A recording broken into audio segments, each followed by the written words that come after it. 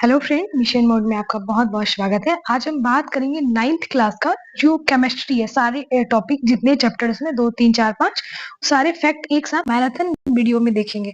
और आपसे बस इतना रिक्वेस्ट है, आप वीडियो को पूरा देखिएगा। चलिए हम पहले क्वेश्चन पे आते हैं। ग्रीष्म काल में जल को मिट्टी के बर्तन में रखने पर किस परिघटना के कारण वह ठंडा हो जाता है? तो वाष्पन के कारण ठंडा होता है। किसके कारण? वाष्पन के कारण वो ठंडा हो जाता है। वाष्पन याद रखिएगा, वाष्पन के कारण वो ठंडा हो जाता है। कौन सी परिस्थिति जल के वाष्पन में वृद्धि करेगी? जल के तापमान में जो वृद्धि होगा तो वो उसकी वजह से ये उसके वाष्पन में वृद्धि होगा। ये सारे फैक्ट याद रखिएगा। नेक्स्ट हम आते हैं, जल उबलते पानी में एक बर्नर द्वारा लगातार गर्मी की आपूर्ति की जाती है, तो वाष्पीकरण के दौरान पानी का तापमान क्या हुआ? भाप उत्पन्न होने तक तेजी से बढ़ता है। भाप उत्पन्न होने तक क्या होता है? तेजी से बढ़ता है। संगलन किसे कहते हैं? संगलन किसे कहते हैं? तो संगलन जो होता है, ठोस से द्रव में परिवर्तन को संगलन कहते हैं। ठोस के गलने की प्रक्रिया में तापमान कैसी रहती है? कैसा रहता है? तो समान रहता है। वायुमंडल की दाब पर वायुमंडलीय दाब पर 1 किलोग्राम ठोस को उसके गलनांक द्रव में बदलने वाली ऊर्जा को हम क्या कहते हैं? तो संगलन की प्रसुप्त ऊष्मा कहते हैं। वायुमंडलीय दाब पर वह तापमान जिस पर द्रव उबलने लगता है उसे क्या कहते हैं? क्वथनांक कहते हैं। उसे क्या कहते हैं? क्वथनांक कहते हैं। ये सारे फैक्ट बहुत इंपॉर्टेंट है और एग्जाम में पूछे भी गए। ये सब आप याद रखिएगा। गैसों से सीधे ठोस बनने की प्रक्रिया को क्या कहते हैं? निक्षेपण कहते हैं। दाब के बढ़ने पर, तापमान घटने पर गैस पर क्या प्रभाव पड़ता है? गैस द्रव में बदल सकती है। अगर वायुमंडलीय दाब का मैप जो है एक एटमॉस्फेयर हो तो ठोस CO2 किस में परिवर्तित होगा? सीधे गैस में परिवर्तित होगा। कैसे होगा? सीधे गैस में परिवर्तित होगा। क्वथनांक से कम तापमान पर द्रव के वाष्प में परिवर्तित होने की प्रक्रिया को क्या कहते हैं? वाष्पीकरण कहते हैं। वायु में आर्द्रता अधिक होने पर वाष्पीकरण पर प्रभाव पड़ेगा। क्या होगा? वाष्पीकरण कम हो जाएगा। क्या हो जाएगा? वाष्पीकरण कम हो जाएगा। संपीड्यता किसकी अधिक होती है? गैस की होती है। किसकी अधिक होती है? गैस की अधिक होती है। अब हम नेक्स्ट क्वेश्चन पे आते हैं। हमारे घर में जो हम खाना बनाते हैं, तो हमारे घरों में खाना बनाने में उपयोग किए जाने वाले सिलेंडर में क्या होता है? एलपीजी गैस होता है। एलपीजी गैस होता है। क्या होता है? एलपीजी होता है। एलपीजी का पूरा नाम क्या है? द्रवीकृत पेट्रोलियम गैस होता है। वाहनों में ईंधन के रूप में कौन कौन सी गैस उपयोग होती है? सीएनजी होती है। सीएनजी का पूरा नाम क्या है? संपीड़ित प्राकृतिक गैस होता है। क्या होता है? संपीड़ित प्राकृतिक गैस होता है। जल जल कौन कौन सी अवस्थाओं में रह सकती है? तो ठोस, द्रव, गैस तीनों में रह सकती है। तापमान बढ़ने पर बर्फ पिघलकर द्रव जल में किस वजह से परिवर्तित हो जाता है? गतिज ऊर्जा के कारण। गतिज ऊर्जा बढ़ने पर ही हो जाता है। जिस न्यूनतम तापमान पर ठोस पिघलकर द्रव बन जाता है वह क्या कहलाता है? गलनांक कहलाता है। बर्फ का गलनांक कितना होता है? 273.15 के होता है। 273.15 के होता है। तापमान बढ़ने से कणों की गतिज ऊर्जा क्या प्रभाव पड़ती है? गति तेज हो जाती है। क्या होता है? गति तेज हो जाती है। ये सारे फैक्ट आप याद रखिएगा। नेक्स्ट अब दूसरे फैक्ट पे आते हैं। पदार्थों के कणों के बीच एक आकर्षण बल कार्य करता है। इसका क्या कार्य है? तो ये कणों को एक साथ रहना इसका कार्य है। जलचर जो प्राणी होते हैं श्वसन के लिए ऑक्सीजन कहाँ से लेते हैं? तो जल में घुले ऑक्सीजन से लेते हैं। विचरण की दर सबसे अधिक किस में होती है? गैस में होती है। घरों एवं उद्योग में ईंधन के रूप में किसका प्रयोग होता है? द्रवित पेट्रोलियम गैस का होता है। किसका होता है? द्रवित पेट्रोलियम गैस का होता है। गैसों का द्रव में परिवर्तन कहलाता है संघनन कहलाता है। वह प्रक्रिया जिसमें इत्र की गंध वायु में चारों ओर फैल जाती है क्या कहलाती है? विसरण कहलाती है। 100 डिग्री सेल्सियस ताप पर केल्विन में मान होता है 373.15। 10 डिग्री सेल्सियस तापमान बराबर होता है 273 के 300 के डिग्री सेल्सियस तापमान बराबर होता है 27 डिग्री सेल्सियस के। ये सारे फैक्ट एग्जाम में बहुत बार पूछे गए, तो इसको बार बार रिपीट कीजिएगा और बार बार वीडियो देखिए और प्लीज वीडियो को शेयर कीजिएगा। हमें कमेंट में जरूर बताइएगा आपको कैसा लगा, क्योंकि आपकी एक कमेंट हमें बहुत सारा मोटिवेशन मिलता है वीडियो बनाने के लिए। द्रव अवस्था में परिवर्तित हुए बिना ठोस अवस्था में सीधे गैस में बदलने की प्रक्रिया को क्या कहते हैं? ऊर्ध्वपातन कहते हैं। केल्विन पैमाने पर जल का क्वथनांक होता है 373 होता है। जल का क्वथनांक क्या है? 100 डिग्री सेल्सियस है। पदार्थ की कौन सी अवस्था में कण सबसे अधिक दूरी पर होते हैं? तो गैस में सबसे अधिक दूरी पर होते हैं। पदार्थ की कौन सी अवस्था में कणों की गतिज ऊर्जा सबसे अधिक होती है। तो गैस में वह तापमान जिस पर द्रव उबलने लगता है द्रव्यमान कहलाता है। पदार्थ की कौन सी अवस्था में कणों के बीच सबसे अधिक आकर्षण होता है? ठोस में सबसे अधिक होता है। किसका घनत्व सबसे अधिक होता है? तो ठोस का घनत्व सबसे अधिक होता है। ठीक है, ये सारे फैक्ट आप याद रखिए। ठोस का घनत्व सबसे अधिक होता है। ये हमेशा एग्जाम में पूछा गया। कणों में अधिकतम गतिज ऊर्जा किसमें होती है? तो गैस में होती है। किसका घनत्व सबसे अधिक होता है? ठोस का। किस अवस्था में अणुओं की ऊर्जा सबसे कम होती है? तो ठोस में कम होती है। शरबत बनाने समय पानी में चीनी मिलाने पर चीनी पानी में मिल जाते हैं और पदार्थ के कणों की किस गुण को दर्शाता है? तो पदार्थ के कणों के बीच के रिक्त स्थान होता है। पदार्थ गतिशील होते हैं। पदार्थ के कण दूसरे को आकर्षित करते हैं। ये सारे फैक्ट इससे रिलेटेड है, ये याद रखिएगा। दो विभिन्न पदार्थों के कणों का स्वतः मिलना क्या कहलाता है? विसरण कहलाता है। किसी पदार्थ में विसरण की गति तेज होगी। ऑक्सीजन से द्रव का वह प्रकार जिसका आकार आयतन निश्चित होता है क्या कहलाता है? ठोस कहलाता है। दुनिया की कोई भी वस्तु जो स्थान घेरती है जिसका द्रव्यमान होता है, जो अपनी संरचना में परिवर्तन का विरोध करता है, क्या कहलाता है? पदार्थ कहलाता है। ये सारे फैक्ट बहुत इंपॉर्टेंट है, जो एग्जाम में पूछेगा और पूछने की भी संभावना है। अब नेक्स्ट क्वेश्चन पे आता है, पदार्थ की वह भौतिक अवस्था जिसका आकार और आयतन दोनों अनिश्चित हो, क्या कहलाता है? गैस कहलाता है। पदार्थ की चौथी अवस्था प्लाज्मा कहलाती है। किसके कारण ही सूर्य और तारों में भी चमक होता है? तो प्लाज्मा के कारण। किस वैज्ञानिक ने पदार्थ की पांचवी अवस्था के लिए कुछ गणना की थी? तो सत्येंद्र नाथ बोस ने की थी। किस विधि से कपूर, नफ्थलीन, अमोनिया क्लोराइड, एंथ्रासीन आदि अलग करते हैं? तो ऊर्ध्वापातन, याद रखिएगा इसका, ऊर्ध्वापातन। तापमान तापमान जो है तापमान की माप केल्विन से सेल्सियस में बदलने के लिए दिए हुए तापमान से 273 घटाते हैं और सेल्सियस से केल्विन में बदलने के लिए दिए हुए तापमान से 273 जोड़ते हैं। किसको शुष्क बर्फ कहते हैं? तो ठोस कार्बन डाइऑक्साइड को। किसकी संपीड़ितता सबसे कम होती है? ठोस की। ठोस पदार्थ का संपीड़ितता द्रव से कम होता है। ठीक है, ये याद रखिए। एक अब ग्लास पानी में 2 चम्मच क्या कीजिएगा, चीनी मिलाने पर उसके जल के स्तर में कोई परिवर्तन नहीं हुआ, क्योंकि चीनी के कण जल के कणों के बीच व्यवस्थित हो जाते हैं। दाब के प्रभाव से पदार्थ का आयतन कम होने की क्रिया को क्या कहते हैं? संपीड़ितता कहते हैं। हमारे आसपास उपस्थित पदार्थ कितनी अवस्थाओं में होता है? तो 3 अवस्था में होता है। कितनी अवस्था में? 3 अवस्था में होता है। सिलेंडर में भरा हुआ द्रवित पेट्रोलियम गैस जो है एक द्रव है। ठोस से द्रव में परिवर्तन कहलाता है संकलन कहलाता है। दाब को किस प्रकार परिभाषित किया गया है? प्रणोद प्रति एकक क्षेत्रफल पे तापमान के बढ़ने से पदार्थ के कणों की गतिज ऊर्जा बढ़ती है। कौन सा एक ठोस का गुण नहीं है? इसका आयतन निश्चित नहीं होता है। इसका आयतन क्या हुआ? निश्चित नहीं होता है। पदार्थ की वह अवस्था जिसका आकार तो निश्चित नहीं होता है लेकिन आयतन निश्चित होता है कहलाता है द्रव्य कहलाते हैं। कौन एक गैस गुण नहीं है? इसका आकार निश्चित होता है, ये गैस का गुण नहीं है क्योंकि अनिश्चित होता है। गैस के अधिक आयतन को कम आयतन वाले सिलेंडर में रखा जा सकता है। गैस के किस गुण के कारण संभव है? इसकी संपीड़ितता बहुत अधिक होती है। सीएनजी का मुख्य घटक क्या है? तो मीथेन है। मुख्य घटक क्या है? मीथेन है। द्रव ठोस से द्रव अवस्था में परिवर्तन को क्या कहते हैं? पिघलना और संलयन कहते हैं। जिस तापमान पर ठोस पिघलकर द्रव में बदल जाता है वो क्या कहलाता है? द्रव्यणांक या गलनांक कहलाता है। अवस्था परिवर्तन की प्रक्रिया में क्या समान रहता है? तापमान समान रहता है। तापमान बदलकर हम पदार्थ को एक अवस्था से दूसरी अवस्था में बदल सकते हैं। तापमान, ये सारे फैक्ट याद रखिएगा। डैश बदलकर, क्वेश्चन है, डैश बदलकर हम पदार्थ को एक अवस्था से दूसरी अवस्था में बदल सकते हैं, तो तापमान को बदलकर। ठीक है, ये सारे फैक्ट याद रखिएगा। अब आते हैं इस दूसरे फैक्ट पे। गैस को द्रव में बदला जा सकता है दाब बढ़ाकर तथा तापमान घटाकर। एक एटीएम होता है। एक एटीएम क्या होता है? 1.01 इंटू 10 का पावर 15 पास्कल होता है। कौन एक सतह पर होने वाली घटना है? वाष्पीकरण है। किस में परिवर्तन करके वाष्पीकरण की दर को बढ़ाया जा सकता है? आर्द्रता में कमी होने से। नाखून की पॉलिश वाला द्रव्य होता है एसीटोन होता है। नाखून की पॉलिश वाला जो द्रव होता है एसीटोन होता है। डैश शीतलता का कारण है। वाष्पीकरण के कारण शीतलता होती है। सितारों में प्लाज्मा बनने का कारण है उच्च तापमान। जब पदार्थ प्लाज्मा अवस्था में होता है तब इसका कण आयनीकृत गैस के रूप में होता है। कौन सा पदार्थ फ्लोरोसेंट ट्यूब और न्यून बल्ब में उपस्थित गैस की प्रकृति के आधार पर एक विशेष रंग के साथ चमकता है? तो प्लाज्मा चमकता है। कैसे चमकता है? प्लाज्मा चमकता है।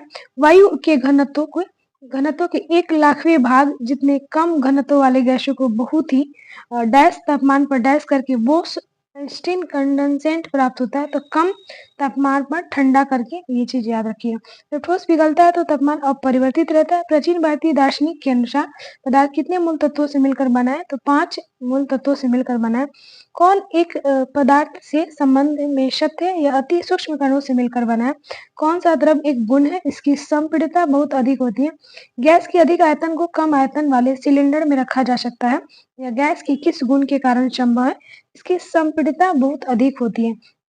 एलपीजी का मुख्य घटक कौन सा है, ब्यूटेन है, ये आपको पता है। एलपीजी में दुर्गंध आती है क्योंकि उसमें मिलाया जाता है इथाइल मर्केप्टन मिलाया जाता है। 0 डिग्री सेल्सियस मान केल्विन में कितना होता है, 273.16 केल्विन होता है।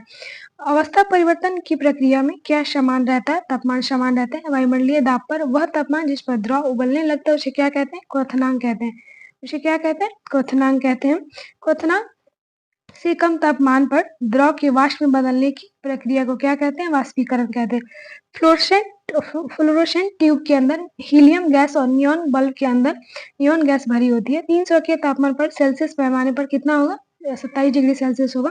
वायुमंडलीय दाब पर बर्फ का गलना कितना होता है, 0 डिग्री सेल्सियस होता है। दाब बढ़ने पर बर्फ का गलना क्या होगा, घटेगा। क्या होगा, घटेगा। अशुद्धियां मिलाने पर बर्फ का गलना घटता है। निश्चित ताप पर द्रव का ठोस में बदलना क्या कहलाता है, हिमीकरण कहलाता है। क्या कहलाता है, हिमीकरण कहलाता है। अब ज्यादा नहीं है, बस थोड़ा सा बचा हुआ, अब इसको खत्म करके फिर हम दूसरे चैप्टर को नेक्स्ट वीडियो में लेकर आएंगे। चलिए इस फैक्ट को पढ़ते हैं। जिस तापमान पर हिमीकरण की घटना होती है उसे क्या कहते हैं, हिमांक कहते हैं। क्या कहते हैं, हिमांक कहते हैं। निश्चित ताप पर जिस पर द्रव गैस और वाष्प में बदलता है उसे कथन या वाष्पन कहते हैं, लेकिन उस निश्चित ताप को क्या कहेंगे, क्वथनांक कहेंगे। एक निश्चित ताप पर वाष्प द्रव में बदलना क्या कहलाता है, संघनन कहलाता है। क्या कहलाता है, संघनन कहलाता है। नियत ताप पर पदार्थ की अवस्था बदलने के लिए आवश्यक ऊष्मा को क्या कहते हैं, गुप्त ऊष्मा कहते हैं। गुप्त ऊष्मा का सही मात्रक जूल प्रति किलोग्राम है। बर्फ की गलन की गुप्त ऊष्मा का मान कितना होगा, 80 कैलोरी ग्राम होगा। जल के लिए वाष्पन की गुप्त ऊष्मा कितनी होगी, 540 कैलोरी ग्राम होगा। 540 कैलोरी, ये ग्राम याद रखिएगा। नेक्स्ट क्वेश्चन है, उबलते जल की अपेक्षा भाप से जलने पर अधिक कष्ट होता है क्योंकि भाप की गुप्त ऊष्मा का मान अधिक होता है, इसीलिए। जल का वाष्पीकरण जो होगा 100 डिग्री क्या हो जाएगा, 100 डिग्री सेल्सियस से कम ताप पर होगा। ठीक है, इसको याद रखिएगा, 100 डिग्री सेल्सियस से कम ताप पर होगा। सुराही का पानी ठंडा होता है, इसका मुख्य कारण है वाष्पीकरण। रेफ्रिजरेटर के अंदर डैश भरा होता है, वाष्पीकृत होकर वह ठंडक उत्पन्न करता है। फ्योन द्रव जो होता है वो भरा रहता है। अपेक्षित आर्द्रता को मापने वाले यंत्र को हाइग्रोमीटर कहते हैं। किसी तरल की समान मात्रा के लिए किस प्रक्रिया की गति सबसे धीमी होगी, वाष्पीकरण की। 310 के का मान एफ में क्या होगा, तो 96 फ़ारेनहाइट होगा, 96 फ़ारेनहाइट होगा। 100 डिग्री सेल्सियस पर जल की भौतिक अवस्था क्या होगी, द्रव और गैस होगा। शुद्ध जल का घनत्व कितना होता है, 1 ग्राम प्रति घन सेंटीमीटर होगा। जब बर्फ पानी में तैरता है तो उसके आयतन का कौन सा भाग पानी के ऊपर होता है, 1/10 भाग होता है। इसका कोई मात्रक नहीं होता है, अपेक्षित घनत्व का नहीं होता। तरल पदार्थों की अपेक्षित घनत्व किससे मापी जाती है, हाइड्रोमीटर से। जब ठोस पिघलता है तब तापमान अपरिवर्तित रहता है। किस तापमान पर पानी का घनत्व अधिकतम होता है, 4 डिग्री सेल्सियस पर। जब बर्फ पिघलता है तो उसका आयतन पहले घटेगा फिर बाद में बढ़ता है। तो पहले क्वेश्चन पे आते हैं। जब कमरे में किसी छोटे छिद्र से प्रकाश की किरणें आती है तो कमरे को धूल और कार्बन कणों के द्वारा फैला दी जाती है, जिससे किरण का मार्ग दिखाई देता है। यह घटना किसका उदाहरण है, तो ये घटना टिंडल प्रभाव का उदाहरण है। किसका उदाहरण है, टिंडल प्रभाव का उदाहरण। दूध और फेस क्रीम किसका उदाहरण है, इमल्सन का पायस का उदाहरण है। किस अभिक्रिया में रासायनिक और भौतिक दोनों परिवर्तन होते हैं, तो मोमबत्ती का जलना रासायनिक और भौतिक दोनों प्रक्रिया में आएगा। दूसरे हम क्वेश्चन पे आते हैं, कौन सा ये कोलाइड का उदाहरण है। इससे भी क्वेश्चन एग्जाम में बहुत बार पूछे गए हैं। वाहनों से निकलने वाला धुआं, सेविंग क्रीम और पनीर बादल, ये सारे क्या है, कोलाइड का उदाहरण है। 2 या 2 से अधिक शुद्ध पदार्थों को किसी भी अनुपात में मिला देने से क्या बनता है, मिश्रण बनता है। क्या बनता है, मिश्रण बनता है। कौन सा यौगिक है, अमोनिया यौगिक है। कौन सा ना तो तत्व है ना ही यौगिक, तो वायु ना तत्व है ना यौगिक है।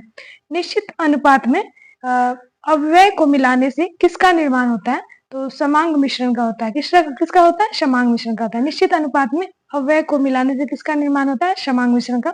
चीनी या नमक का जलीय विलयन किसका उदाहरण है, समांग मिश्रण का उदाहरण है। निश्चित अनुपात में अव्ययों को मिलाने में किसका निर्माण होता है, विषमांग मिश्रण का होता है।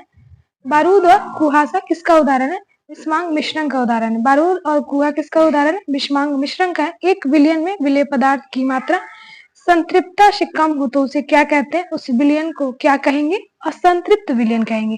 विषमांग मिश्रण क्या है? मिश्रण जिसकी बनावट असमान हो वो विषमांग मिश्रण है। दूसरा, विलयन में विलायक कौन होते हैं? जिसका मात्रा ज्यादा होता है, अधिक होता है, वो होते हैं। विलयन में विलेय की मात्रा विलायक में कितनी होती है? तो कम होती है। चीनी और जल के विलायक में विलेय कौन सा है? तो चीनी है। किस विधि द्वारा कोलाइड विलयन से कणों को पृथक किया जा सकता है?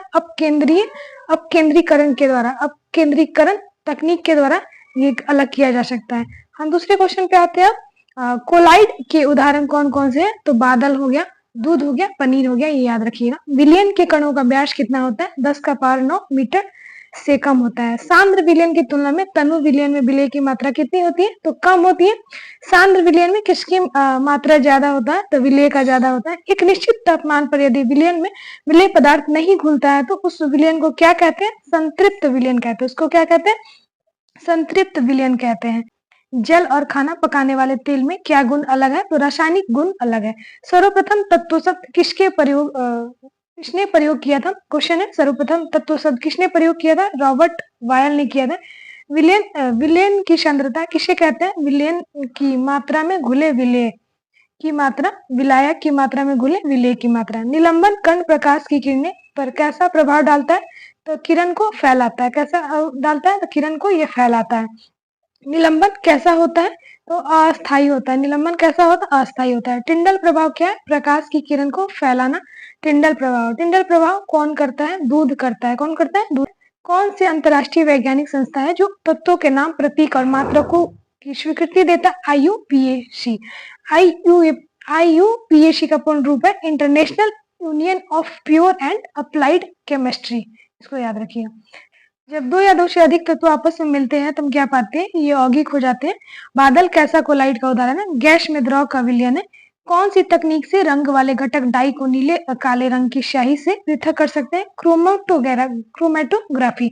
किस विधि के द्वारा घुलनशील द्रव्यों के मिश्रण को पृथक कर सकते हैं? तो आसवन विधि के द्वारा हम करते हैं। किसके द्वारा? आसवन विधि के द्वारा। दो या दो से अधिक घुलनशील द्रव्य जिनका क्वथनांक का अंतर 25 के से कम हो तो उसमें किस विधि से द्वारा पृथक करते हैं? प्रभाजी आसवन के द्वारा। किस विधि द्वारा अशुद्ध नमूनों में से शुद्ध कॉपर सल्फेट प्राप्त कर सकते हैं? तो क्रिस्टलीकरण के द्वारा। कोलाइड विलयन के कण के कारण लगातार इधर उधर भागते रहते हैं, इसे क्या कहते हैं? तो ब्राउनी की गति कहते हैं। इसे क्या कहेंगे? ब्राउनी की गति कहेंगे।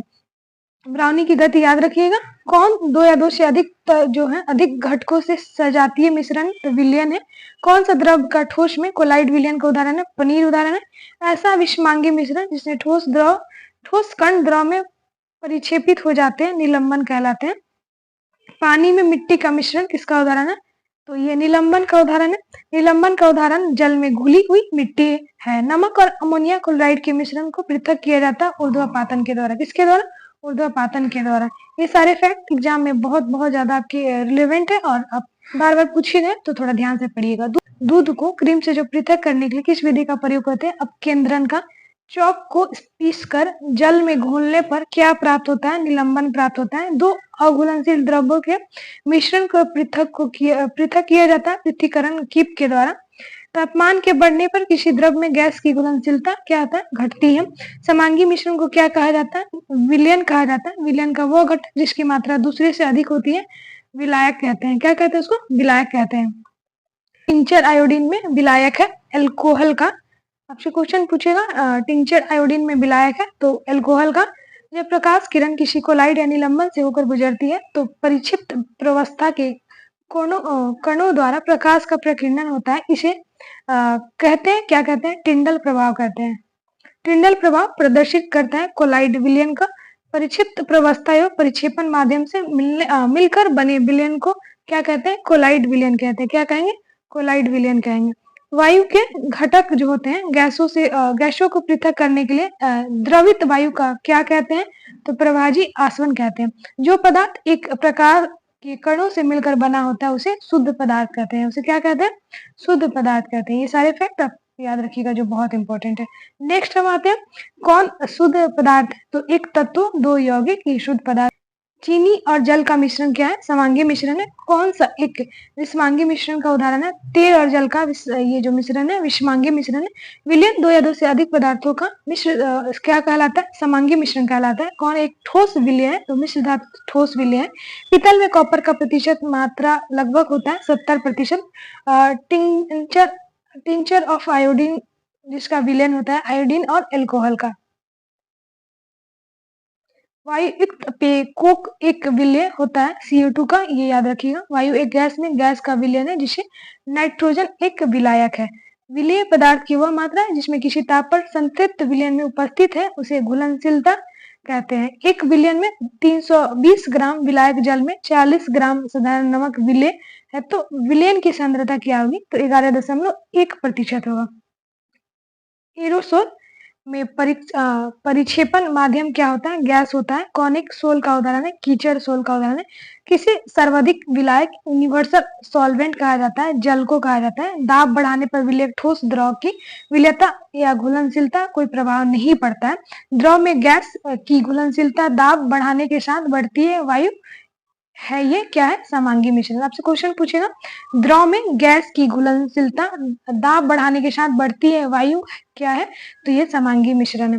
कौन एक यौगिक है? तो ये मीथेन यौगिक है। कौन टिंडल प्रभाव को नहीं दिखाता? कॉपर सल्फेट का विलयन ये नहीं दिखाता है। स्याही से रंग वाले घटक को अलग किया जाता है वाष्पीकरण से। डैश हाइड्रोजन सल्फाइड गैस की गंध सड़े हुए अंडे की जैसी होती है, ये याद रखिए। एसीटोन और जल के मिश्रण को किस विधि द्वारा अलग किया जाता है? आश्वन विधि के द्वारा। खाद्य तेलों को वनस्पति घी में किस प्रक्रिया के द्वारा बदला जाता है? हाइड्रोजनीकरण के द्वारा। किसके द्वारा? हाइड्रोजनीकरण के द्वारा, याद रखिएगा। दो विलयनों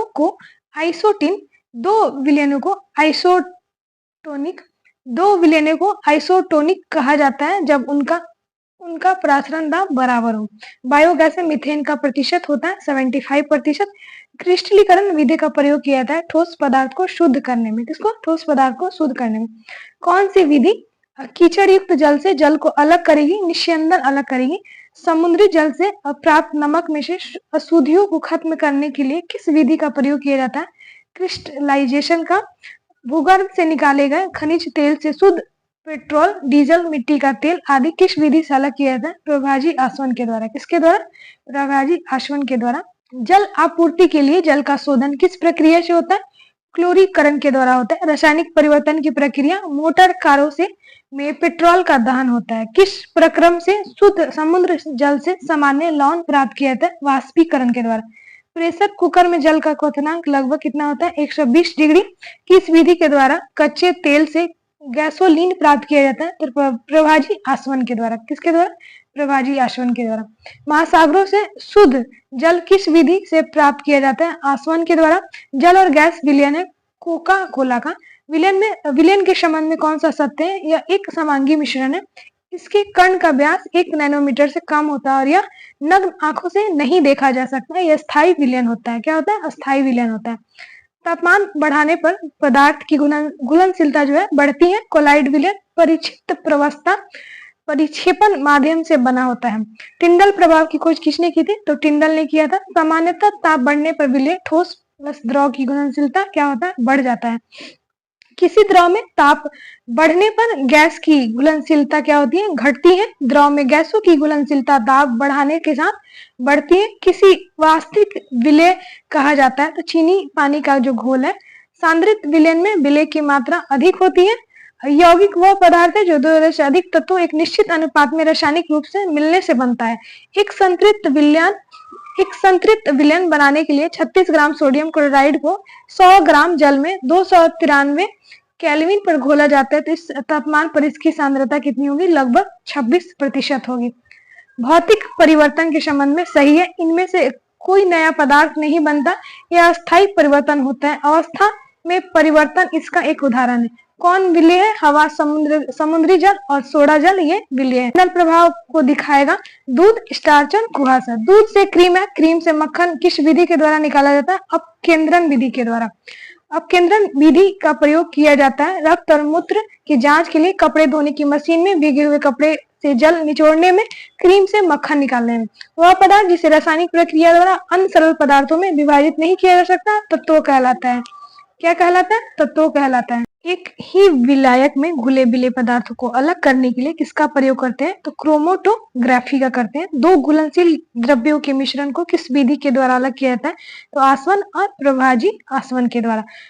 आशा धातु मेटल ऑफ होप किसे कहते हैं? यूरेनियम को कहते हैं। कौन एक यौगिक है? जल, CO2, मीथेन एक क्या है? यौगिक है। ये सारे फैक्ट एग्जाम में पूछे गए हैं और आने वाले एग्जाम में पूछने की संभावना है, तो प्लीज याद रखिए। मीथेन का मुख्य घटक है बायोगैस, CNG प्राकृतिक गैस। आश्वन विधि का पहला दूसरा प्रक्रम कौन क्रमशः कहलाता है? वाष्पन और संघनन कहलाता है। उत्प्रेरक का वह पदार्थ जो रासायनिक अभिक्रिया की चाल को बदलता है। क्या करता है? रासायनिक अभिक्रिया को चाल को बदलता है। कौन सा कार्बनिक यौगिक प्रयोगशाला में सबसे पहले बनाया गया था? यूरिया। यूरिया का निर्माण सबसे पहले किसने किया था? वोहलर ने किया था। वोहलर ने किया था। दूध किसका उदाहरण है? इमल्सन का। तापमान के केल्विन पैमाने पर जल का क्वथनांक 373 होता है। कितना होता है? 373 होता है। गैस की लौ का सबसे गर्म हिस्सा कहते हैं नीला क्षेत्र। मानव के द्वारा सबसे पहले प्रयोग में लाई जाने वाले धातु है तांबा है। आसानी से झाग नहीं देने वाला जल कहलाता है कठोर जल कहलाता है। कमरे के तापमान पर कितने तत्व द्रव अवस्था मिलते हैं? 2। DDT रसायन का उपयोग किया जाता है कीटनाशक के रूप में। किसका? कीटनाशक के रूप में। जब जिस बिंदु पर किसी पदार्थ की ठोस, तरल और गैसीय रूपों का सह अस्तित्व होता है उसे कहते हैं त्रिक बिंदु कहते हैं। किसी भी तंत्र से जल के निकलने की प्रक्रम को क्या कहते हैं? निर्जलीकरण कहते हैं। क्या कहते हैं? निर्जलीकरण कहते हैं। जल के एक अणु में हाइड्रोजन और ऑक्सीजन के भार का अनुपात क्या होगा? तो 1:8 होगा। क्या होगा? 1:8 होगा। कैल्शियम ऑक्साइड में कैल्शियम और ऑक्सीजन का भार कितना होगा? तो 5:2 होगा। कौन सा तत्व बहुपरमाणु है? सल्फर बहुपरमाणु है। सल्फ्यूरिक अम्ल का रासायनिक सूत्र क्या होता है? H2SO4 होता है। बेकिंग पाउडर खाने वाले सोडा का रासायनिक सूत्र NaCO3 होता है। अमोनिया सल्फेट का रासायनिक सूत्र NH4 होता है। सारे फैक्ट आप याद रखिएगा। SO4 होता है। हाइड्रोजन सल्फाइड का रासायनिक सूत्र क्या? H2 ऐसे नाइट्रोजन की परमाणु द्रव्यमान संख्या कितनी होती है? 14 होती है। सभी धातुओं की परमाणुकता कितनी होगी?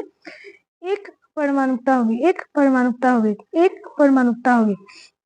परमाणुओं के ऐसे समूह को क्या कहेंगे? जिस पर नेट आवेश विद्यमान होता है। तो आयन होता है। आयन पर कौन कौन से आवेश होता है? ऋण आवेश, धन आवेश। जब दो या दो से अधिक तत्व आपस में मिलते हैं तो क्या पाते हैं? यौगिक पाते हैं। डाल्टन ने कौन सा सिद्धांत दिया था? परमाणु सिद्धांत दिया था। डाल्टन ने कौन सा सिद्धांत दिया था? परमाणु सिद्धांत दिया था।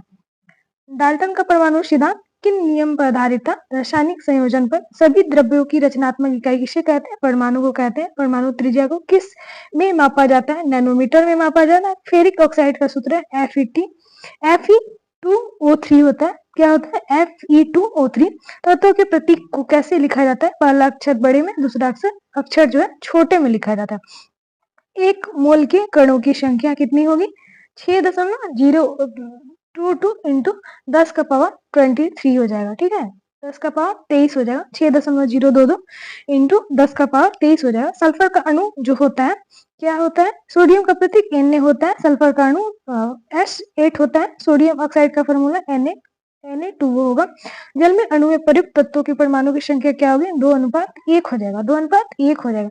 CO2 के एक अणु में कार्बन एवं ऑक्सीजन के भार का अनुपात क्या होगा? 3:8 होगा। कौन सा तत्व द्विपरमाणुक है? ऑक्सीजन द्विपरमाणुक है। कौन सा तत्व द्विपरमाणुक नहीं है? हीलियम द्विपरमाणुक नहीं है। कैल्शियम कार्बोनेट का रासायनिक सूत्र CaCO3 होता है। कौन सा परमाणु द्रव्यमान इकाई के लिए मानक रूप लिया गया है? तो कार्बन 12 लिया गया। कार्बन 12 याद रखिएगा।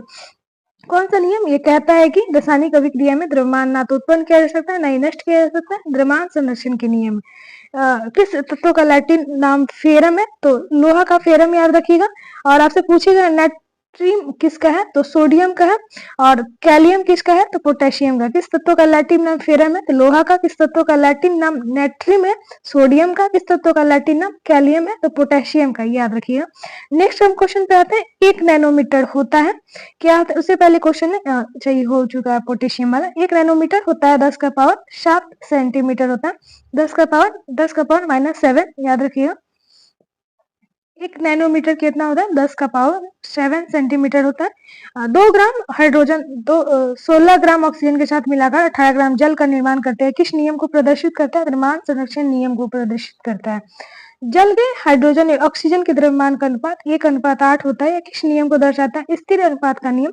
किसने बताया कि परमाणु तत्वों का सबसे छोटा कण है? यह रासायनिक रूप से अविभाज्य। डाल्टन ने बताया। किसी तत्व को वह सूक्ष्मतम कण के रूप में परिभाषित कर सकते हैं जो स्वतंत्र रूप से अस्तित्व में रह सकता है। अणु स्वतंत्र रूप से अस्तित्व में रह सकता है। ये सारा चीज याद रखिएगा। नेक्स्ट हम आते हैं H2O का मोलर द्रव्यमान क्या होगा? तो 18 ग्राम होगा। कितना होगा? 18 ग्राम होगा। नाइट्रिक एसिड का आणविक द्रव्यमान क्या होगा? 63 यू होता है यूनिट। NaCl का सूत्र की इकाई क्या होगा? 58.5 होगा। 58.5 होगा। 58.5 याद रखिए। H2S अणु में कितने अणु विद्यमान होते हैं? 3 होते हैं। 0.5 मोल H2O अणु का द्रव्यमान होगा 9 ग्राम होगा। किस यौगिक की परमाणुकता 5 होती है? कैल्शियम कार्बोनेट का 5 होता है। किसका? कैल्शियम कार्बोनेट का 5 होता है। पदार्थ की विभाज्यता के मत के बारे में भारत में बहुत पहले लगभग कितना ईसा पूर्व विचार व्यक्त किया गया था? 500। किसने प्रतिपादित किया था कि यदि हम द्रव्य पदार्थ को विभाजित करते हैं जाए तो छोटे छोटे कण प्राप्त होते जाएंगे, अंत में एक सीमा ऐसा आएगा जो पुनः विभाजित नहीं किया जाएगा। तो महर्षि कर्णाद ने ये बात कहा था। शब्द परमाणु की खोज किसने की थी? डेमोक्रिटस ने की थी। किसने कहा था कि यदि हम कण सामान्यतः संयुक्त रूप में पाए जाते हैं तो हमें द्रव्य के भिन्न भिन्न रूपों प्रदान करते हैं? फकुदा कत्यायन ने कहा था। किसने सुझाव दिया था कि यदि हम द्रव्य का विभाजित करते जाए तो एक ऐसी स्थिति आएगी जो पुनः विभाजन नहीं किया जा सकता है? उन्होंने इस अविभाज्य कण को परमाणु कहा था। डेमोक्रिट। किस द्रव्य परमाणु को ज्ञात करने के लिए परमाणु द्रव्यमान इकाई कार्बन 12 संस्थानिक आइसोटोप का मानक संदर्भ के रूप में सार्वभौमिक रूप में स्वीकार किया गया 1961 में? बहुपरमाणुक आयन किसे कहते हैं? परमाणुओं के समूह जिस पर नेट आवेश हो। किसी तत्व की संयोग शक्ति उस तत्व को क्या कहलाती है? संयोजकता कहलाती है। क्या कहलाती है? संयोजकता कहलाती है। रासायनिक सूत्र लिखते समय कौन कौन से नियम का पालन करते हैं? आवेश संतुलित होना चाहिए। धातु के बाय और आयन को कोष्ठ में लिखना। बहुपरमाणु कणों में आय को कोष्ठ में लिखना। आणविक द्रव्यमान किसे कहते हैं? संगठन परमाणु के द्रव्यमान का योग को कहते हैं। जल का सापेक्ष आणविक द्रव्यमान क्या होगा? 18 m होगा। किस वैज्ञानिक ने कब मोल शब्द प्रस्तावित किया था? विलियम ओस्टवाल्ड ने 1896 में किया था। कब किया था? 1896 में, याद रखिएगा। हाइड्रोजन के एक परमाणु द्रव्यमान कितना होता है? 1 होता है। कार्बन के परमाणु द्रव्यमान कितना होता है? 12 होता है। ऑक्सीजन का 16 होगा। सोडियम का 23 होगा। मैग्नीशियम का 24 होगा। हाइड्रोजन 1, कार्बन का परमाणु 12, ऑक्सीजन का 16, सोडियम का 23, मैग्नीशियम का 24, सल्फर के परमाणु द्रव्यमान 32, क्लोरीन के परमाणु द्रव्यमान कितना होंगे? 35.5 होगा। कितना होगा? 35.5 होगा। रासायनिक यौगिक का सबसे छोटी इकाई कौन सी है? अणु है। कार्बन टेट्राक्लोराइड का सूत्र क्या है? CCl4 है। क्या है? CCl4 है। कैल्शियम हाइड्रोक्साइड का सूत्र क्या है? CaOH2 है। CaOH2 है। कैल्शियम ऑक्साइड का सूत्र है CaO है। CaO है। कैल्शियम क्लोराइड का इकाई द्रव्यमान का है 111 U है। हाइड्रोजन अणु में 4U ऑक्सीजन अणु के 32 U के साथ सहयोग करके कितना जल अणु निर्मित करता है? 36 U करता है। इसको याद रखिएगा। 36 करता है।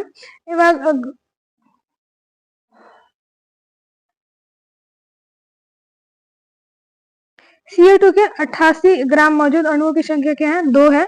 एवोगाड्रो संख्या Na का अर्थ है किसी तत्व के 1 ग्राम परमाणु संख्या कितनी होगी? इसका आंसर आप कमेंट बॉक्स में बताइएगा। 540 ग्राम ग्लूकोज में उपस्थित मोलों की संख्या क्या है? 3 है।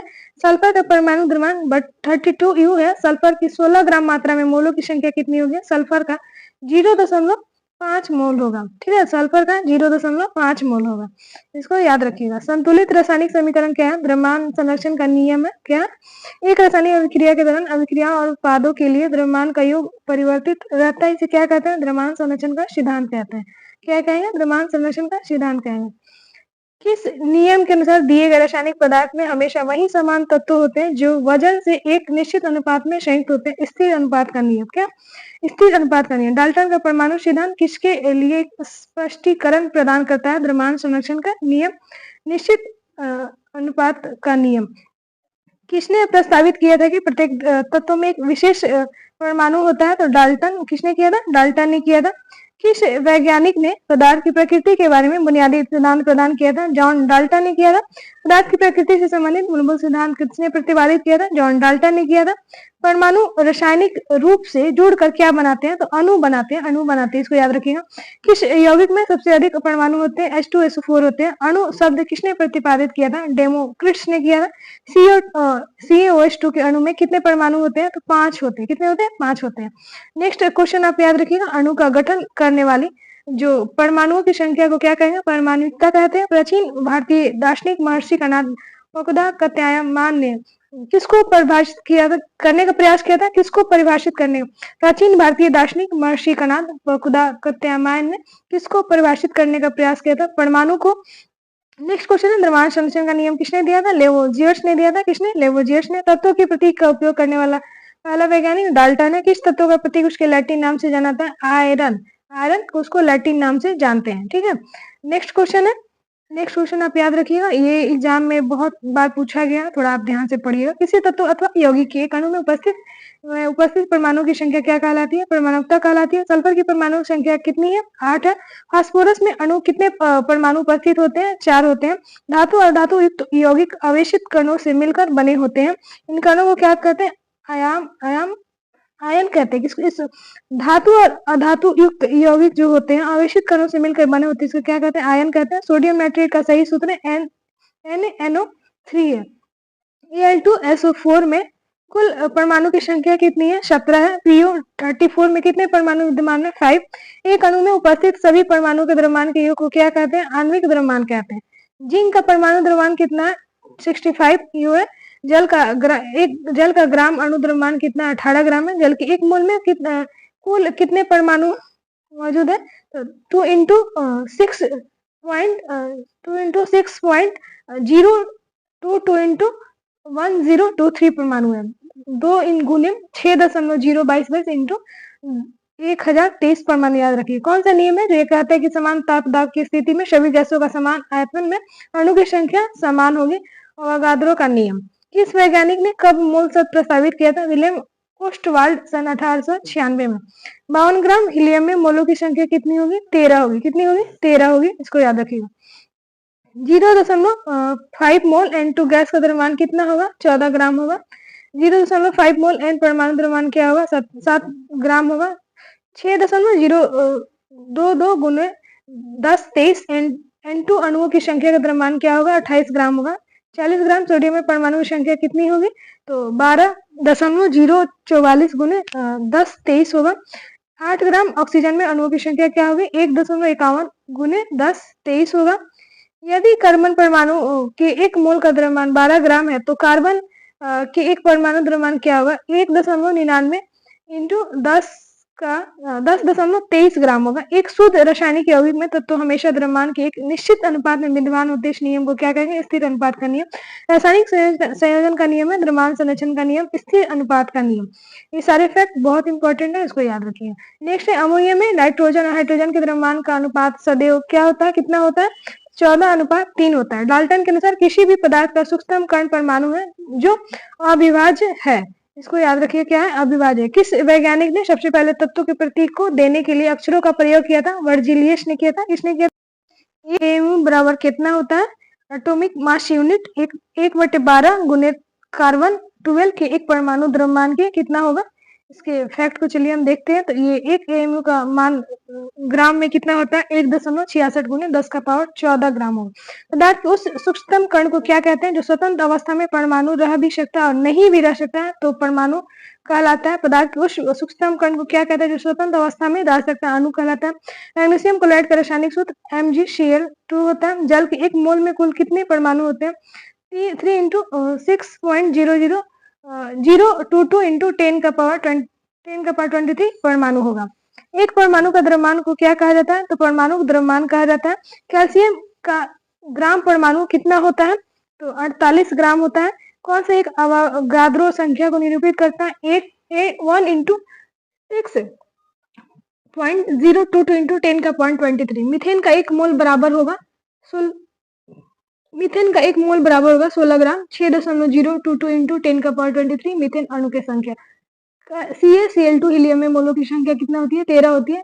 12.044 गुने 10⁻23 हीलियम कणों की संख्या कितनी होगी, 2 होगी। 3.011 गुने 10⁻23 N परमाणु की संख्या का द्रव्यमान क्या होगा, तो 7 ग्राम होगा। आते हैं अर्नेस्ट रदरफोर्ड ने कौन से कणों को सोने की पतली पन्नी पर टकराया था, तो अल्फा कणों को टकराया था। किसको, अल्फा कणों को। परमाणुवीय नाभिक किसने खोजी थी? तो रदरफोर्ड ने खोजी थी। परमाणु में इलेक्ट्रॉन की खोज किसने की थी? जे थॉमसन ने की थी। प्रोटॉन की जो खोज है, प्रोटॉन की खोज किसने की थी? गोल्डस्टीन ने की थी। किसने की थी? गोल्डस्टीन ने की थी। नेक्स्ट अब हम आते हैं परमाणु में नाभिक के अंदर पाए जाने वाले जो कण होते हैं, प्रोटॉन और न्यूट्रॉन होते हैं। बोर के परमाणु मॉडल के अनुसार किसी कक्षा में अधिकतम इलेक्ट्रॉन की संख्या हो सकती है 2n² हो सकती है। नाभिकीय निकटतम कक्षा में k कक्षा में होता है। कौन उदासीन कण है? न्यूट्रॉन उदासीन कण है। कौन सा उदासीन कण है? तो न्यूट्रॉन उदासीन कण है। तो इसको आप याद रखिएगा। उदासीन कण कौन सा है? तो न्यूट्रॉन उदासीन कण है। इलेक्ट्रॉन होते हैं, क्या होते हैं? ऋण आवेशित कण होते हैं। परमाणु के नाभिक में उपस्थित प्रोटॉन की कुल संख्या को क्या कहा जाता है? परमाणु संख्या कहा जाता है। परमाणु संख्या को हम किस अक्षर द्वारा सूचित किया जाता है? तो Z के द्वारा। किसी परमाणु की द्रव्यमान संख्या क्या है? प्रोटॉन और न्यूट्रॉन की संख्या का योग होता है। क्या होता है? प्रोटॉन और न्यूट्रॉन की संख्या का योग होता है। हाइड्रोजन की परमाणु संख्या क्या है? तो क्या है? 1 है हाइड्रोजन के परमाणु। नेक्स्ट क्वेश्चन है परमाणु संख्या समान लेकिन द्रव्यमान संख्या भिन्न वाले परमाणुओं को क्या कहते हैं? समस्थानिक कहते हैं। क्या कहते हैं? समस्थानिक कहते हैं। तो ये सारे फैक्ट आप ध्यान में रखिएगा। एक एक फैक्ट बहुत इंपॉर्टेंट है। हाइड्रोजन के किस समस्थानिक के नाभिक में एक प्रोटॉन और एक न्यूट्रॉन होता है? तो ड्यूटेरियम याद रखें। हाइड्रोजन के किस समस्थानिक के नाभिक में कोई न्यूट्रॉन नहीं होता है? तो प्रोटियम में, और प्रोटियम में नहीं होता। पहले कक्षा में इलेक्ट्रॉन की अधिकतम संख्या कितनी होती है? 2 होती है। कितनी होती है? 2 होती है। इसको ध्यान में आप रखिए। नेक्स्ट हम आते हैं सबसे बाहरी कोष में इलेक्ट्रॉन की अधिकतम संख्या कितनी हो सकती है? 8 हो सकती है। संयोजकता इलेक्ट्रॉन किसे कहते हैं? बाहरी कक्षा में उपस्थित इलेक्ट्रॉन की संख्या को कहते हैं। हीलियम परमाणु के बाह्यतम कक्षा में कितने इलेक्ट्रॉन होते हैं? 2 होते हैं। सोडियम की जो संयोजकता है कितनी है? 1 है। क्लोरीन की संयोजकता कितनी है? तो 1 है। किस तत्व की संयोजकता शून्य होती है? तो हीलियम की शून्य होती है। परमाणु की संख्या किसकी संख्या के समान होती है? प्रोटॉन की संख्या के समान होती है। ड्यूटेरियम की जो संख्या है, द्रव्यमान संख्या कितनी होती है? 2 होती है। हाइड्रोजन में समस्थानिक है ट्रोटियम, ड्यूटेरियम, ट्राइटियम। तत्व के परमाणु जिनकी परमाणु संख्या समान किंतु द्रव्यमान संख्या क्या असमान है, क्या कहलाते हैं? आइसोटोप कहलाते हैं। तत्व के परमाणु जिनकी द्रव्यमान संख्या समान किंतु परमाणु असमान होते हैं समभारिक कहलाते हैं। क्या कहलाते हैं? समभारिक कहलाते हैं। हाइड्रोजन के कितने समस्थानिक होते हैं? तो 3 होते हैं। कितने होते हैं? 3 होते हैं, याद रखिएगा। सोडियम परमाणु में प्रोटॉन की संख्या 11, द्रव्यमान संख्या 23 है। इस परमाणु में न्यूट्रॉन की संख्या क्या होगी? 12 होगी। K कक्षा में अधिकतम इलेक्ट्रॉन की संख्या हो सकती है 2 हो सकती है। L कक्षा में अधिकतम इलेक्ट्रॉन की संख्या 8 हो सकती है। M कक्षा में अधिकतम इलेक्ट्रॉन की संख्या 18 हो सकती है। N कक्षा में 32 हो सकती है। तो ये सारे KLMN इसको याद रखिएगा। 2, 8, 18, 32 ऐसे याद करते रहिएगा। 2, 8, 18, 32, 2, 8, 18, 32। कणाल किसका किरण पुंज है? तो प्रोटॉन का। परमाणु के नाभिक में धनावेशित होते हैं। इलेक्ट्रॉन पर आवेश होता है -1.6022 इंटू 10 का पावर -19 कूलम होता है। प्रोटॉन का जो आवेश कितना होता है? तो +1.6022 इंटू 10 का पावर 19 याद रखिएगा कूलम होता है। हाइड्रोजन परमाणु में कौन से कण नहीं होते? न्यूट्रॉन नहीं होते। सोडियम तत्व के परमाणु के M कोष में कितने इलेक्ट्रॉन होते हैं? 1 होते हैं। मैग्नीशियम की संयोजकता कितनी है? 2 है। एल्युमिनियम की संयोजकता 3 है। सोडियम का इलेक्ट्रॉनिक विन्यास 281 है। ऑक्सीजन का इलेक्ट्रॉनिक विन्यास 26 है। क्लोरीन का इलेक्ट्रॉनिक विन्यास 287 है। मैग्नीशियम का इलेक्ट्रॉनिक विन्यास 282 है। और एक तत्व का इलेक्ट्रॉनिक विन्यास 283 हो तो तत्व का होगा Ai। नेक्स्ट हम आते हैं किसी तत्व के परमाणु में 13 प्रोटॉन और 14 न्यूट्रॉन होते हैं तो परमाणु संख्या 27 हो जाएगा। अक्रिय गैसों की खोज करने का श्रेय किसे? रैम्से को। नेक्स्ट हम क्वेश्चन पे आते हैं किसी परमाणु के कक्षा में समायोजित किए जाने वाले इलेक्ट्रॉनों की अधिकतम संख्या को किस सूत्र के द्वारा दर्शाते हैं? 2n² के द्वारा। ठीक है, 2n² के द्वारा दर्शाते हैं। परमाणु के परमाणु में नेक्स्ट क्वेश्चन है परमाणु के नाभिक में नेक्स्ट क्वेश्चन है परमाणु में कौन नाभिक के चारों ओर एक निश्चित कक्षा में चक्कर लगाते हैं जिन्हें ऊर्जा स्तर कहते हैं, इलेक्ट्रॉन कहते हैं। कैनाल किरणों की खोज किसने किया था? गोल्डस्टीन ने किया था। इलेक्ट्रॉन का द्रव्यमान कितना होगा? नगण्य होगा। परमाणु के बाहरी भाग में कौन से कण होते हैं? इलेक्ट्रॉन होते हैं। परमाणु की संरचना से संबंधित पहला मॉडल किसने दिया था? जे टॉमसन ने दिया था। किसने दिया था? जे टॉमसन ने दिया था। ऋणात्मक और धनात्मक आवेश परमाणु में समान परिणाम में होते हैं, इसलिए परमाणु विद्युतीय रूप में कैसे होंगे? उदासीन होंगे। रदरफोर्ड ने परमाणु मॉडल के लिए एक प्रयोग किया। उस प्रयोग में उन्होंने क्या उपयोग किया था? सोने की पन्नी अल्फा कण कैसे होते हैं? द्विआवेशित हीलियम कण होते हैं। रदरफोर्ड को नोबेल पुरस्कार कब मिला था? 1908 में। निल्स बोर के अनुसार इलेक्ट्रॉन एक निश्चित कक्षाओं में चक्कर लगाते हैं। ये कक्षा कैसी होती है? विविक्त होती है। न्यूट्रॉन द्रव्यमान में, एक नेक्स्ट क्वेश्चन है, न्यूट्रॉन जो है, न्यूट्रॉन क्या है? न्यूट्रॉन द्रव्यमान में किसके बराबर होता है? प्रोटॉन के बराबर। नाभिक की त्रिज्या परमाणु की त्रिज्या की कितने गुना छोटी है? 10⁵ फ्लोरीन की संयोजकता कितनी होती है? 1 होता है। रदरफोर्ड परमाणु मॉडल परमाणु के अस्थायित्व का वर्णन नहीं करता है। फ्लोरीन की संयोजकता कितनी होती है? तो 1 होती है, इसको याद रखिएगा। और 72 कोश में उपस्थित इलेक्ट्रॉनों की संख्या को क्या कहते हैं? संयोजक इलेक्ट्रॉन कहते हैं। हीलियम को छोड़कर सभी नोबेल गैसों में बाहरी कोश में कितने इलेक्ट्रॉन होते हैं? 8 होते हैं। एक तत्व का इलेक्ट्रॉनिक विन्यास 2 8 7 है, तो तत्व का नाम क्या हो जाएगा? सिलिकॉन हो जाएगा। क्या हो जाएगा? सिलिकॉन हो जाएगा। एक तत्व का इलेक्ट्रॉन विन्यास 2 8 8 1 है, तो तत्व का नाम बताएं। पोटेशियम हो जाएगा। नाइट्रोजन के परमाणु में उपस्थित न्यूट्रॉनों की संख्या क्या हो जाएगी? 7 हो जाएगी। न्यूक्लियस में प्रोटॉन परमाणु क्रमांक एटॉमिक नंबर को दर्शाता है। किसी तत्व के परमाणु में उपस्थित इलेक्ट्रॉनों की संख्या किसके बराबर होगी? तो परमाणु क्रमांक के बराबर होगी। द्रव्यमान संख्या एक समान हो परंतु भिन्न भिन्न परमाणु संख्या कहलाते हैं, आइसोबार कहलाते हैं। किसने कहा था? परमाणु अविभाजन, डाल्टन ने। एक प्रोटॉन का द्रव्यमान एक इलेक्ट्रॉन से लगभग 2000 गुना भारी हल्का होता है। प्रोटॉन का द्रव्यमान 1 और इकाई हो जाएगा आवेश, और उसका आवेश हो जाएगा +1 लिया जाएगा। ठीक है, इसको याद रखिएगा। नेक्स्ट हम आते हैं, एक उदासीन परमाणु के प्रोटॉन की संख्या इलेक्ट्रॉन की संख्या से बराबर होता है। अगर तरबूज एक परमाणु है तो तरबूज का लाल भाग खाने वाला धनावेश और तरबूज में बीज इलेक्ट्रॉन है, तो परमाणु का यह मॉडल किसका है? थॉमसन का है। अल्फा कण में क्या उपस्थित होता है? 2 प्रोटॉन 2 न्यूट्रॉन होता है। अल्फा कण प्रकीर्णन प्रयोग किसके द्वारा किया जाता है? रदरफोर्ड के द्वारा। किसके द्वारा? रदरफोर्ड के द्वारा किया जाता है। रदरफोर्ड अल्फा कण प्रकीर्णन के अनुसार सही है। परमाणु के भीतर अधिकांश भाग खाली है परंतु परमाणु का केंद्र धनावेशित होता है और परमाणु का संपूर्ण द्रव्यमान इसके निहित होता है। इलेक्ट्रॉन परमाणु के चारों ओर चक्कर लगाते हैं। जेम्स चैडविक ने किसकी खोज की थी? न्यूट्रॉन की। एक न्यूट्रॉन पर कुल कितने आवेश होते हैं? 0 होते हैं। डैश को छोड़कर, हाइड्रोजन को छोड़कर सभी परमाणु के नाभिक में न्यूट्रॉन होता है, ये भी याद रखिएगा। नेक्स्ट हम आते हैं, एक न्यूट्रॉन का द्रव्यमान लगभग प्रोटॉन के द्रव्यमान के बराबर होता है। नाभिक में उपस्थित प्रोटॉन न्यूट्रॉन के द्रव्यमान की योग को क्या कहते हैं? परमाणु द्रव्यमान। परमाणु के विभिन्न कक्षाओं में इलेक्ट्रॉन के वितरण के लिए बोर और बरी ने कुछ नियम प्रस्तुत किए थे। अगर किसी परमाणु का k और l कोष भरा हो तो उस परमाणु में इलेक्ट्रॉन की संख्या क्या होगी? 10 होगी। 10 होगी, 10, इसको याद रखिएगा। इसी परमाणु के 12वीं कक्षा में उपस्थित इलेक्ट्रॉन को क्या कहते हैं? संयोजकता इलेक्ट्रॉन कहते हैं। जिसकी संयोजकता 0 होती है उसे हम अक्रिय तत्व कहते हैं। इसी तत्व के परमाणु के 12वें कोश में 8 इलेक्ट्रॉन पूरा करने के लिए कितनी संख्या में इलेक्ट्रॉन का त्याग या ग्रहण किया जाता है? उस तत्व को क्या कहते हैं? तो संयोजकता कहते हैं। हाइड्रोजन, हीलियम, सोडियम की संयोजकता कितनी है? 1 है। मैग्नीशियम, एल्युमिनियम की संयोजकता क्रमशः कितनी है? 2 और 3 है। क्या है? 2 और 3 है। ऑक्सीजन और फ्लोरीन की संयोजकता क्रमशः 2 और 1 होगा। क्या होगा? 2 और 1 होगा। नाइट्रोजन की संयोजकता कितनी हो सकती है? 3 हो सकती है। कितनी होगी? 3 होगी। किसी तत्व की परमाणु संख्या वही होती है जितनी उस तत्व के परमाणु के नाभिक में प्रोटॉन की संख्या होती है। द्रव्यमान संख्या ए प्रोटॉन की संख्या प्लस न्यूट्रॉन की संख्या। एल्युमिनियम का द्रव्यमान संख्या 27 है, तो इसमें उपस्थित इलेक्ट्रॉन की संख्या क्या होगा? तो 13 हो जाएगा। क्या हो जाएगा? 13 हो जाएगा। इसको याद रखिएगा, 13 याद रखिए। ये क्वेश्चन एग्जाम में पूछा हुआ है।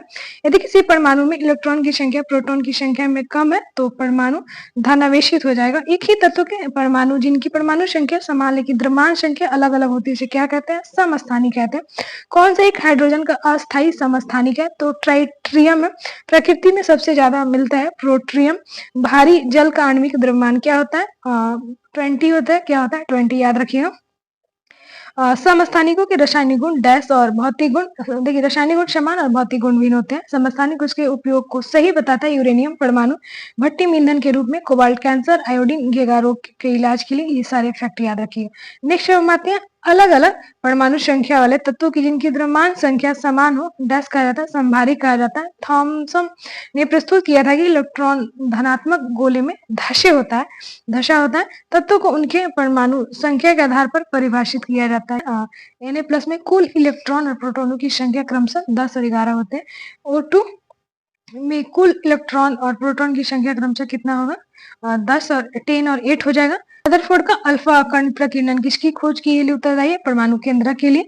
एक तत्व के समस्थानिक में न्यूट्रॉन की संख्या अलग अलग संख्या होती है, पता है। क्लोरीन आयन में संयोजकता इलेक्ट्रॉन की संख्या कितना होगा, तो 8 हो जाएगा। थैंक यू सो मच, फिर मिलेंगे नेक्स्ट वीडियो में।